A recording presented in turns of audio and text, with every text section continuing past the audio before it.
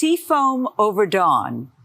That was the name of the dress that it was the center of my games of make-believe when I was a child. It was my mother's wedding dress, a profusion of seafoam-colored tulle netting over an eggshell pink satin sheath. When I put it on, I entered the magical space of power and possibility.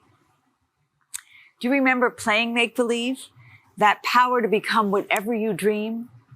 To make it happen for even a moment is to believe in that moment that the story could go on forever.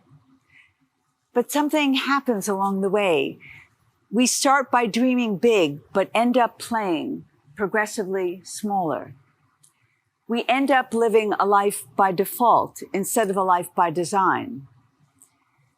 Living a life by design means choosing the story we tell about ourselves, because the truth is, stories have the power to limit or liberate, to keep us stuck or propel us forward. I work with women to embrace their most powerful story, which means subverting the persistent good girl narrative, an esteem-shaping tale in which we end up believing we're either not enough or too much, where our ambition to lead collides with the guardians of the status quo. Irrespective of gender identity, we all have archetypes and social constructs to contend with. But these are just stories, choices we make about what reality we live in. Let me tell you two stories to illustrate this point. A societal story, the story of us, and a personal one, the story of me. First, the story of us. 1974, America was in the deep freeze of the Cold War, and the US and the Soviet Union bristling with nuclear weapons pointed at each other. It was increasingly untenable, and both sides wanted a way out of the impasse. One way they tried was a cultural exchange program led by a citizen army, of whom I was one for a time. Right after graduating college as a Russian scholar, I was chosen, along with 19 other Americans, to live behind the Iron Curtain and connect directly to the Soviets as a guide to life in America. We had a sprawling exhibition that was in the form of a life-size American home.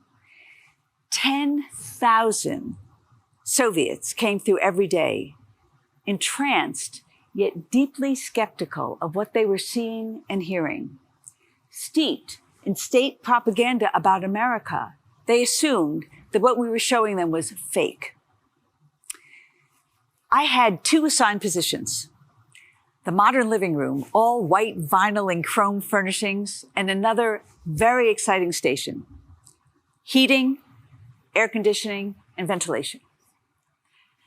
About 200 people at a time would gather around each station, 6 deep, until the pressure of the surging crowd would push them to the next attraction. I could always feel their hostility: jaws set, arms crossed, lips pressed thin. You see, I knew they couldn't ask me, though, what they really wanted to know. We had KGB agents that we knew were sprinkled through the crowd to monitor and control the curious. My goal was to dismantle their belief in an evil enemy threatening war and enslaving people under the boot of capitalism. I wanted to help them believe in America the Beautiful. As you can imagine, we had lots of shiny objects to impress our visitors, consumer goods and creature comforts that the average Soviet could only dream of. My head was stuffed with facts and figures. I was a walking combination of a Sears catalog and a State Department briefing. But facts don't change minds. Stories do. So I told mine 50 times a day, and I would start with why I decided to learn Russian. I began simply by saying, «Боюсь об заклад. Вам интересно, как это я говорю на вашем языке?» I bet you're wondering how it is that I speak your language. Heads would nod. Russia is my homeland. My ancestors were born here, but they didn't speak Russian, only Yiddish. You see, I'm a Jew, but only I know that. It's not even written on my passport. In America, freedom of religion is guaranteed in our Constitution, and I have the right to choose where I want to live, travel, study, and work. I would let that settle in for a second. And then I would continue. My hero is my Russian great-grandmother who wanted her children to have these rights. So she told her son, my grandfather, when he was only 9, walk to the sea, find a boat, travel to America. Because of her vision and his courage, I grew up American, but I wanted to know where I came from. So I studied Russian and followed my dreams, which brought me here, free to speak my mind. In under 2 minutes, I was able to tell the universal story of faith and freedom. And like that, we were one people, heart to heart. In other words, my story went up against the larger institutional myth. And like David taking down Goliath, it connected in some way that was more powerful than all the anti-American propaganda. This experience taught me that to transcend old conflicts, we need new stories. So, the story of me. Now, let's go back a little further to what laid the foundation for my representing our country to a foreign power. 1960. I was 8 when John F. Kennedy was elected. The Cold War had my elementary school preparing for atomic bomb attacks, having us hide under our desks in what they called duck and cover drills. But I had heard another kind of call in JFK's inaugural speech. Ask not what your country can do for you. Ask what you can do for your country. And what was JFK doing for us? Founding the Peace Corps, throwing down the gauntlet for the dream of a moonshot by the end of the decade. He didn't seem like a duck and cover guy. He was a discover guy, a design the future visionary. That's how I saw him anyway. And I was like, reporting for duty, sir. At the same age, 8, I was molested by a man on my first airplane trip ever, flying solo to visit my grandparents in New York City. That entire trip, I was rooted to my seat, afraid to cry out, afraid to ask for help. I remember feeling so confused because it felt both good and so very wrong.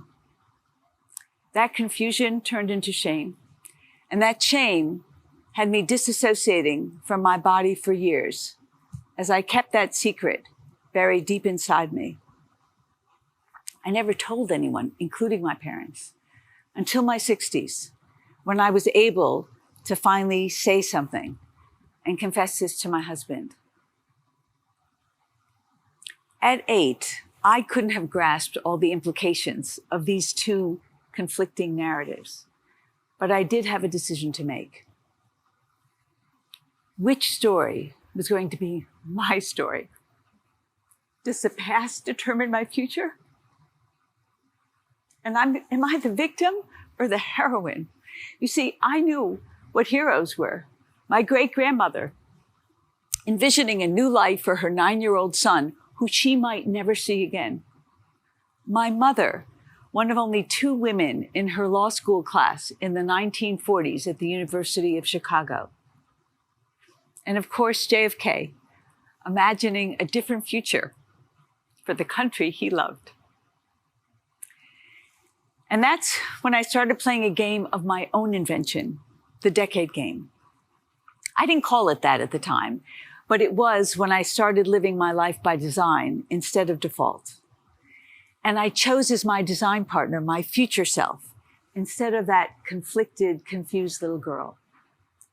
You see, design thinking is about listening for what's longing to happen, letting go of perceived outcomes and hurdles, and creating conditions or scaffolding for possibilities to emerge. So what emerges for you? The story of next. Going back to the game of make-believe, in the decade game, we combine epic storytelling with game design. It's like a jigsaw puzzle. You buy the puzzle because you fall in love with the picture on the cover and you empty all the pieces out on the table. And if you're like me, within the first 30 minutes, you're convinced that we must be missing a few pieces. But they're all there. The fun is in figuring out how they fit together. This is the essence of the decade game. And here's the secret sauce. There are 87,600 hours in a decade. 87,600. It turns out that's all the time in the world you need to design the best decade of your life so far, filled with stories of your own choosing. And even if you sleep 8 hours a night, which I do, you're left with over 50,000 hours, all yours, to pour into new levels of mastery at work, at home, and in the world, all at the same time. In the decade game, you design a game board that becomes a framework to make the best choices over time. You start by designing your avatar, which in design thinking parlance is your future persona. It's a game piece, an iconic super action hero who will help guide your moves through a series of exercises that allow you to prototype, iterate, move by next transformative move, the most epic life of your dreams. When given permission to make believe and tell an epic story about yourself, magic happens. In my own experience over 6 decades, the decade game is the single most potent way I've found to unleash the full power and purpose of an individual life. And if it seems dubious to you that imaginative play can create deep, sustaining transformation, all I can tell you is I've seen confidence restored, careers launch, relationships blossom, new businesses open, and adventures spark like you would not believe. But believing is where it starts, and epic is where it leads. Epic is a choice. I'm not talking about the hierarchical construct of epic, the greater than, larger than, richer than, master of the universe kind of epic. No. I'm using this in a relational construct of getting closer to the core of what's essential. Not climbing to the top, but discovering the vital center. The word epic actually means a long-form story of daring to do. An epic life is an off-road journey. It brings you to a place you've never find otherwise, to an authentic, powerfully generative you. You can't get there from here, but you can get here from there, designing from that future state, connecting back to where you are now. We are experiencing crises in the world on so many fronts, both in the story of us and the story of me. A crisis arises when the longing for a new story is threatening the old. That's how the Cold War ended. It's how all wars and crises end. New stories built on the bones of old, hospicing the old, midwifing the new. It's always high stakes, never simple, always fraught. As JFK famously said, we choose to go to the moon and do the other things, not because they are easy, but because they are hard. Emphasis on we choose. So, you choose. If you're anxious, restless, uninspired, or you're just not having fun, most likely you're playing someone else's game. I want to leave you with this. We were born with the knowing of an epic life within us. And when you let go for dear life of the old story, the power of the new one comes flying back to you on the wings of a future that always has had your name on it. Thank you.